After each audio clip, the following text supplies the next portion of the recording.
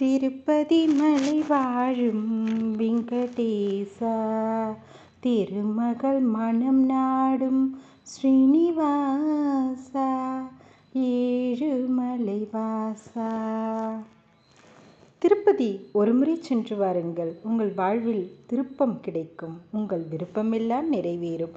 இப்படி நம்ம ஆன்றோர்கள் பெரியோர்கள் சொல்ல கேட்டிருப்போம். நம்ம வாழ்க்கையில் ஒவ்வொரு முறையும் ஏதாவது இக்கட்டான ஒரு தருணம் வரும்பொழுது திருமலை தேவனுக்கு காணிக்கை மஞ்சள் துணியில் முடித்து வைத்து வேண்டுதல் நிறைவேற்றிய பிறகு அதை எடுத்துக்கொண்டு நாம் செலுத்தி வந்திருப்போம். ஒவ்வொரு வாழ்க்கையிலையுமே திருமலை திருப்பதி அப்படின்றது உணர்வோடும் ஆன்மீக உணர்வோடு ஒன்றிய ஒரு விஷயமாகவே இருக்கிறது. அப்படி என்னதாங்க விசேஷம் இருக்குது திருமலையில்? இன்னைக்கு நாம் தெரிஞ்சு கொள்ளலாமா? இந்த அறிவோம் திருத்தலங்கள் பகுதியில் உங்களோட உரையாடுபவர் திருமதி பிரவீனாரன். உலகிலேயே சந்திரனை முதல்ல பார்க்குறவங்க ஜப்பானியர்கள் தானா. அதனால தான் அவர்களுக்கு நுண்ணறிவு, ஆழ்ந்து யோசிக்கும் திறன், ஒரு சுத்தம் சுகாதாரம் பேன்ற தன்மை, பொருளாதார வளர்ச்சி எல்லாமே இருக்குன்னு சொல்கிறாங்க. அப்படி இந்தியாவில் சந்திரனோட தாக்கம் அதிகமாக இருக்கிற இடம் திருமலை திருப்பதி தான். சந்திரனோட தாக்கம் அதிகமாக இருக்கிறதாலையும் அகிலாண்ட கோடி பிரம்மாண்ட நாயகன் உலகையெல்லாம் காக்கும் கடவுளான மகாவிஷ்ணு கலியுகத்தில் பிரத்யட்ச தெய்வமாக இமைப்பொழுதும் இமைக்காமல் நாடி வரும் பக்தர்களுக்கு அருள் புரியும் வேங்கடவனாக, வெங்கடாச்சலபதியாக பாவங்களை போக்க நமக்காக கால் கடுக்க நின்று கொண்டு நமக்கு அருள் செய்கின்றார்.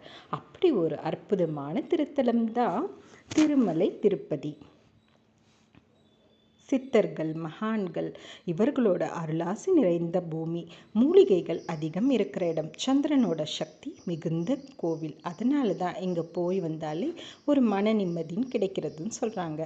தீநூங்கு நீழர் திருவேங்கடம் என்றும், வானூங்கு சோலை மலை என்றும், தானூங்கு தென்னரங்கம் என்றும், திருவத்தியூர் என்றும் சொன்னார்க்கு உண்டோ துயர் என்று பாரதம் பாடிய பெருந்தேவனார் கூறியிருக்கிறாரு. நெடியோன் குன்றமும் தொடியோல் பவளமும் தமிழ் வரம்பருத்த தன் புனல் நன்னாட்டு என்று 2ஆம் நூற்றாண்டை சேர்ந்த சிலப்பதிகாரம் வர்ணிக்கிறது. தமிழக வரலாற்றில் திருவேங்கடத்துக்கு பிரிக்க முடியாத இடம் இருக்கு. திருமலை திருப்பதி தமிழ் மன்னர்கள் பல்வேறு திருப்பணிகள் செய்திருக்காங்க.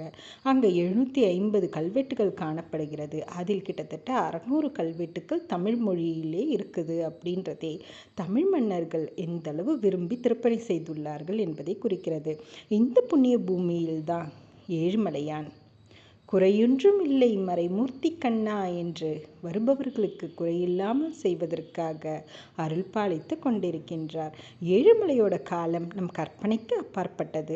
இந்த திருமலை திருப்பதியில் மிகவும் உயரமான இடம்னா அது ஸ்ரீவாரி பாதம் என்ற இடத்தை சொல்வார்கள்.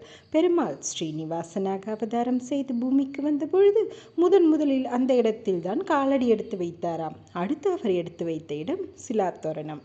3வது அடிதான் தற்போது ஆலயத்தில் இருக்கும் கருவறை என்று சொல்கிறார்கள்.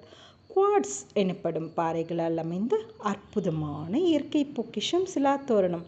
சிலா அப்படின்னா கல், தோரணம் அப்படின்னா வளைவு.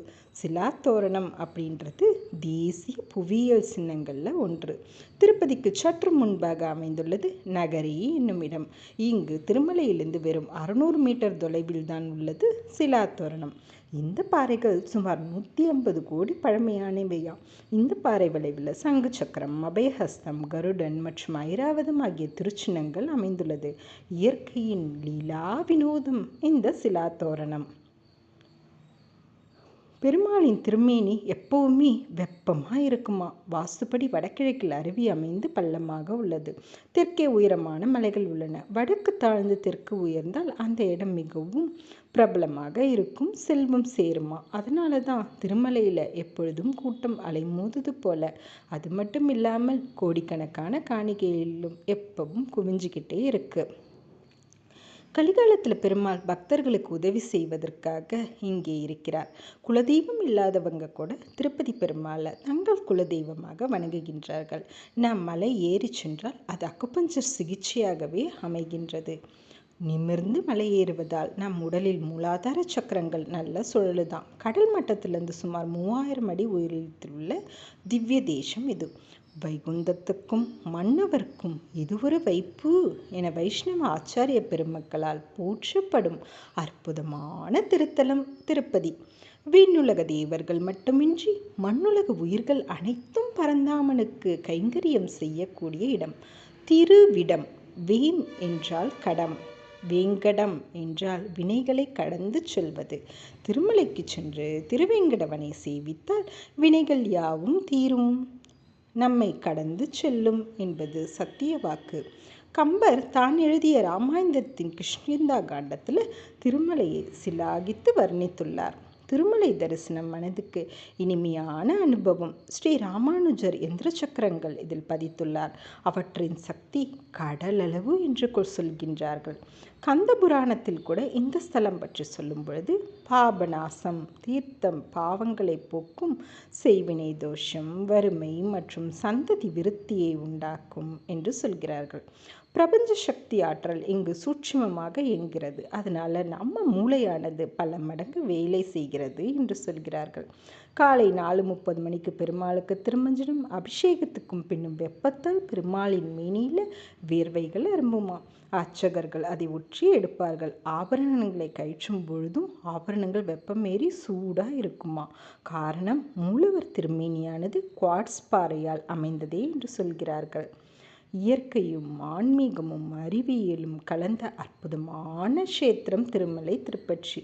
அளவற்ற கருணை கொண்டவன் வேங்கடத்தான். அவனுடைய பெருமை கடலினும் பெரிது. அத்தகைய பெருமானுக்கு முன்பே நாமெல்லாம் சிறு தூசு துரும்பு போன்றவர்கள். வைகுந்தத்திலிருந்து நமக்காக மண்ணில் வந்து கலியுகத்தில் நமக்கு அருள் புரிவதற்காக திருவேங்கடவன் திருக்காட்சி அருளும் அந்த தலத்தின் பெருமையை எத்தனையோ ஆழ்வார்கள் மங்களாசாசனம் செய்து பாடியுள்ளார்கள். பெரியாழ்வார், நம்மாழ்வார், திருமங்கையாழ்வார், ஆண்டாள் ஆகியோர் மங்களாசாசனம் செய்த திருத்தலம் திருமலை. இங்கே குடிக்கொண்டிருக்கும் வேங்கடவனை தியாகையர், அன்னமாச்சாரியார், புரந்தரதாசர் ஆகியோர் தங்களது இசையால் பாடி பரவினார்கள். அதிலும் அன்னமாச்சாரியார் 32,000க்கும் மேற்பட்ட சங்கீர்த்தனங்களை தந்துள்ளார். வேங்கடேஷ சதகம் என்னும் நூலையும் இயற்றியுள்ளார். சுப்பிரபாதத்தை நாம் இங்கே கேட்டால் கூட திருமலையில் இருப்பது போன்ற அற்புதமான ஒரு மன நிம்மதியை நாம் அடைவோம். கன்னிராசியில் சூரியன் பிரவேசிக்கும் புரட்டாசி மாதம் மிகவும் விசேஷமாக திருப்பதியில் கொண்டாடப்படுகின்றது. புரட்டாசி மாதம் பெருமாளை தரிசிப்பது மிகவும் பாக்கியமான விஷயமாகும். அப்படி இருக்கும் பொழுது நாம் பெருமாளை வீட்டில் கூட தரிசித்து தளிகை போட்டு மாவிளக்கு மாவு ஏற்றி வைத்து வழிபாடு செய்வது ஒரு மரபாக இருக்கிறது. பெருமாளே, கோவிந்தா, நாராயணா, ராமா, கிருஷ்ணா என்று எத்தனை பெயர்கள் சொல்லி அழைத்தாலும் கோவிந்தா என்ற திருநாமத்தை சொல்லும் பொழுதே நமக்கு திருப்பதி வேங்கடவன் ஞாபகம் வந்து விடுவார்.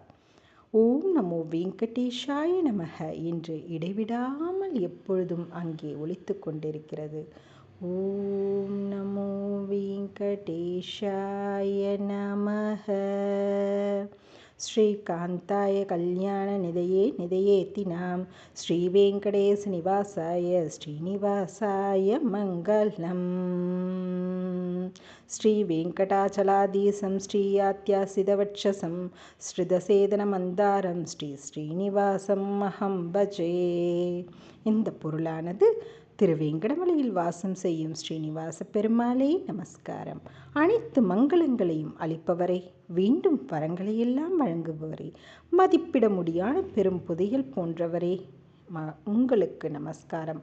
மகாலட்சுமி வழங்கும் அருள் புரியும் அவளுடைய வசிக்கும் இருப்பிடமான அழகிய மார்பை உடையவரே, துதிப்போர் அனைவருக்கும் கற்பக விருட்சம் போல நன்மைகளை பொழிவரே, ஸ்ரீ ஸ்ரீனிவாசா உங்களுக்கு நமஸ்காரம். ஸ்ரீ வெங்கடநாதன் திருவடிகளே சரணம் சரணம்.